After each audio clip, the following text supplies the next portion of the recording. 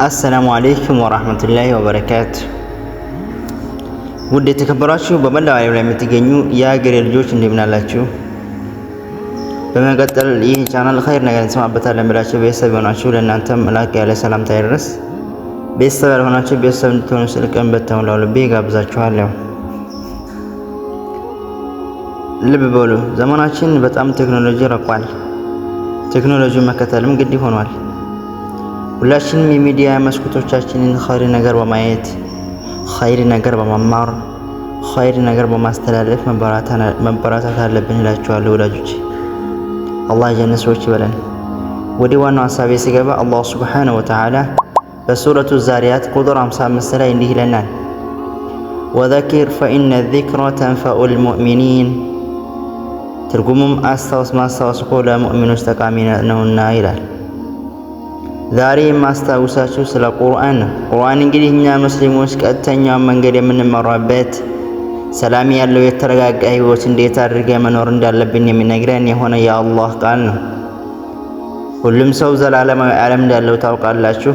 ያንን ዘላለማዊ ህይወት ደስ በሚል መልኩ ለመኖር ቁርአንን መመሪያችን መተዳደሪያችን አድርገን ያዝን። ቁርአን ባነበብን ወቅት ምን ያህል ትርፋማ እንደምንሆን ልንገራችሁ። ከቁርአን አንድ ሐርፍ ባነበብን ቁጥር 10 ሐሰና እናገኛለን።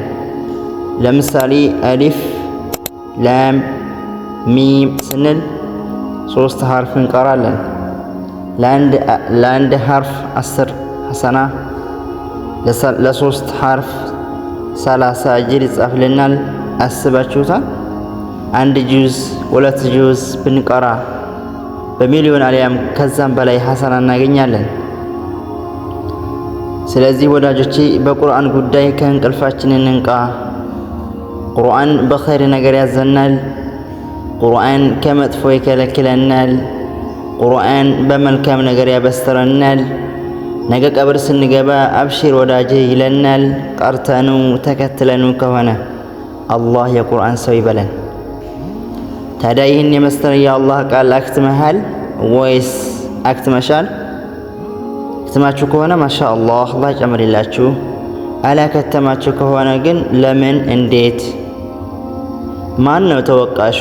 ራስህ ወይስ ወላጆቼ? በቀጣይ ደግሞ እስኪ ራሳችሁን ጠይቁ። ስንት ዓመትህ? ስንት ዓመትሽ? ስንት ዓመታችሁ እንደው ባላውቅም 20 25 ወይም 30 35 ዓመቴ ልትሉ ትችላላችሁ። በዚህ እድሜያችሁ ቁርአንን ቀርቶ አለመጨረስ በጣም ትልቅ ከሳራና ጸጸት ነው። ይህን ሁሉ ዓመታት በከንቱ መኖር ከባድ ነው።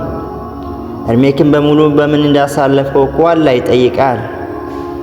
ቀን፣ ሳምንት፣ ወር፣ ዓመት ተደማምረው ነው እኮ አሁን ያለንበት የዕድሜ ደረጃ ያደረስ ነው።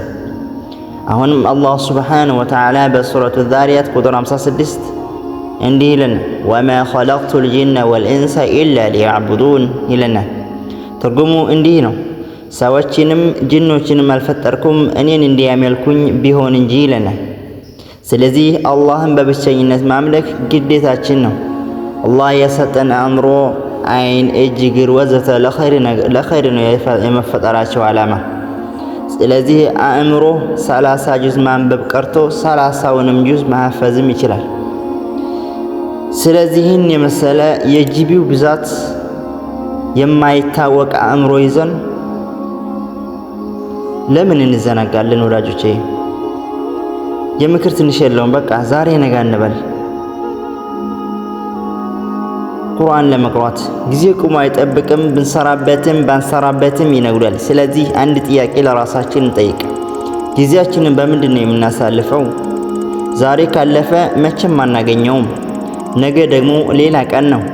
በቃ ዛሬ እንጠቀምበት። ከጊዜ በላይ ሀብት የለም። ዛሬ አንድ ፊደል ከተማርክ ነገ አንድ ፊደል ትማራለህ። ይህን ደግሞ ማድረግ አያቅትም። ዛሬ የሚባለው ቀን ተደጋግሞ ነው ሳምንት፣ ወር፣ ዓመት የሚሆኑት። ኢንሻአላህ ካላህ ተስፋ አይቆረጥም። ኢንሻአላህ ካላህ ተስፋ አይቆረጥም። ድሮ ጊዜማ ቁርአን ለመቅራት የብዙ ቀናቶች መንገድ ተጉዘው ነበር ቁርአን የሚቀሩት።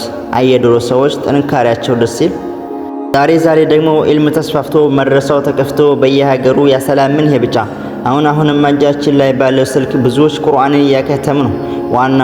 ዋናው ትኩረት ነው። የማይቻል ነገር የለም አእምሮህን ካሳመንከው ቢኢዝኒላህ። እኔ የምለው ቁርአን ለመቅራት ከባድ ነገር ነው እንዴ? አይደለም። ቁርአን የሚከብደው እስከምትጀምረው ድረስ ነው። በመቀጠል ከአንድ ጁዝ እስከ 2 ጁዝ እስከምትደርስ ድረስ፣ ከዛ በኋላ በጣም ቀላል ነው። ከኛ የሚጠበቀው እስከ 2 ጁዝ መጠንከር ነው።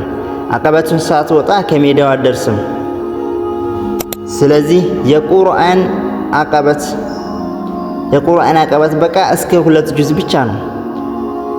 እስከዛ ድረስ ጠንክረን መማርና መቅራት ይኖርብናል። ነቢያችን ሰለላሁ ዐለይሂ ወሰለም እንዲህ ብለውናል፣ ኸይሩኩም መን ተዓለመ አልቁርአን ወዐለመህ። ትርጉሙም ከእናንተ በላጭ ሰው ብሎ ማለት ቁርአንን ቀርቶ ያቀራ ነው ብለዋል። ስለዚህ የቀራን ሰዎች ያልቀሩትን ማቅራት ይኖርብናል። ወዳጆቼ እንደ ወንዝ ውሃ የሚፈስ ጊዜ አለን፣ እንጠቀምበት። ቁርአንን በኦንላይን ወይም በአካል መቅራት የሚፈልግ ካለ እኔ ዝግጁ ነኝ። የኢሞ መስበር የዛሬው መልእክቴ ይህን ይመስላል። ይህን ቪዲዮ ከወደዳችሁት ላይክ በማድረግና ሰብስክራይብ በማድረግ አበራቱኝ። በሌላ የቁርአን ቪዲዮ እስከምንገናኝ አላህ በሰላም ያቆየን። ወሰላሙ አለይኩም ወራህመቱላሂ ወበረካቱ።